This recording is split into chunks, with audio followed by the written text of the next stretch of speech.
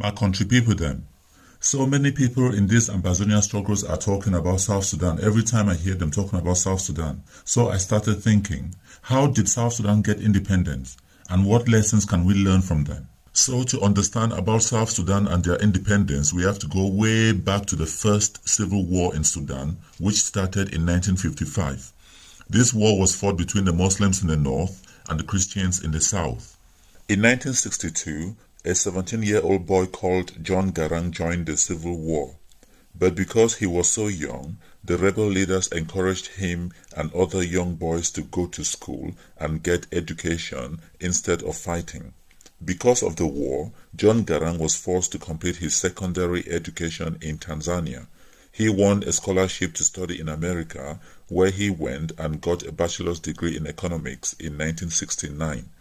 John Garang returned to Sudan to join the rebel fighters, and in 1970, John Garang was one of the soldiers that were sent to Israel to get military training. John Garang and many other rebel fighters were absorbed into the Sudanese army when the war ended in 1972.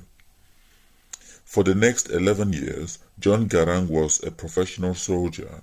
He went back to America for advanced infantry officers training. When he came back to Sudan, he was promoted to the rank of colonel in the army. John Garang also took the opportunity to take 4 years of academic study in America, where he pursued a master's degree and also a PhD from the Iowa State University in America. Moving on, 1983. Colonel John Garang was sent to the south of the country to convince a battalion of 500 soldiers not to rebel against the Sudanese central government. But when the colonel arrived in the southern part of the country, he instead joined with the rebel battalion. Colonel John Garang coordinated the battalion to create the Sudan People's Liberation Army, and he also created a rebel stronghold and training camps inside Ethiopia. By July of 1983, John Garang had over 3,000 people that were well-trained professional soldiers under his command.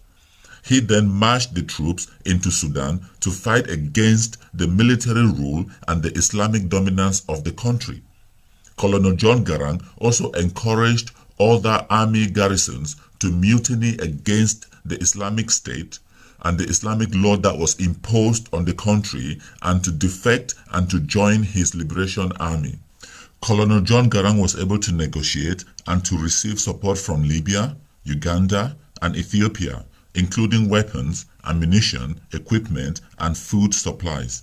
As a result of this support from neighboring countries, Colonel John Garang and his army captured and controlled a large part of southern regions of the country. By 2002, over 2 million people had been killed and 4 million people were displaced as a result of the second civil war in Sudan. Many countries, including the United States, Kenya, Eritrea, Uganda, and many other major international organizations supported the independence of South Sudan and called for a comprehensive peace agreement. The Comprehensive Peace Agreement was signed by Colonel John Garang and the government of South Sudan in January 2005. The agreement included 3 important things. 1. They agreed to a ceasefire and end the civil war. 2. They agreed to develop democratic governance and to share oil revenues. As a result of the democratic governance, John Garang became the first vice president of Sudan in July 2005. 3. The agreement also set a timetable for a referendum on the South Sudan independence. However, in that same July of 2005, Colonel John Garang was involved in a helicopter crash and died just a few days after becoming vice president. So the South Sudan referendum was held in January of 2011. 99% of the population voted for independence, and South Sudan became an independent state on the 9th of July 2011 and became the newest country in the world. So, happy days, they have independence. So my question is, did they live happily ever after? Tragically, the answer is no. No, South Sudan did not live happily ever after independence. Just 2.5 years after independence, the newest country in the world, South Sudan, started another civil war inside South Sudan. The war was caused by a power struggle between President Salva Kiir and his deputy, Riek Machar. So far, the United Nations estimates that over 300,000 people have been killed in the war and over 3 million people have been displaced in a country of 12 million people. The African Union, the United Nations, China, the EU, the USA, the UK, and many other international countries and organizations are all inside South Sudan right now trying to work out the peace agreement with no success till date. So, after several decades of war and instability inside Sudan and South Sudan, it is important that we look at the humanitarian situation in South Sudan. South Sudan has some of the worst health indicators in the world, the highest infant mortality rate in the world, the highest maternal mortality in the world. South Sudan also has the highest malaria burden in Africa. In 2004, there were only 3 surgeons in South Sudan serving 12 million people with only 4 proper hospitals in the whole country. I repeat, 3 surgeons, 4 hospitals in the whole of South Sudan. That was in 2004.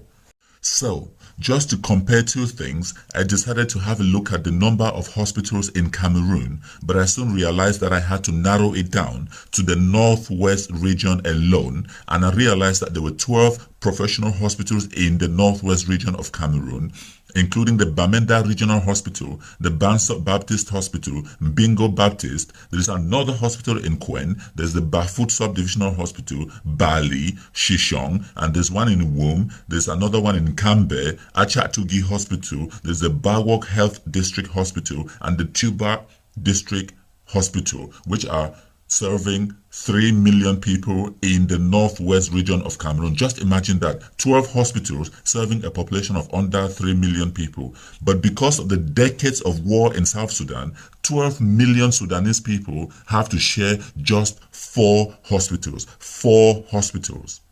And that brings me to the conclusion of part 1 of my presentation on South Sudan. I will give you the part 2 of South Sudan, where I will discuss the lessons we can learn from South Sudan independence. If you like this video, share it with your friends. If you don't like it, comment and let me know. If you agree or you disagree, let me know, and thank you for watching and listening.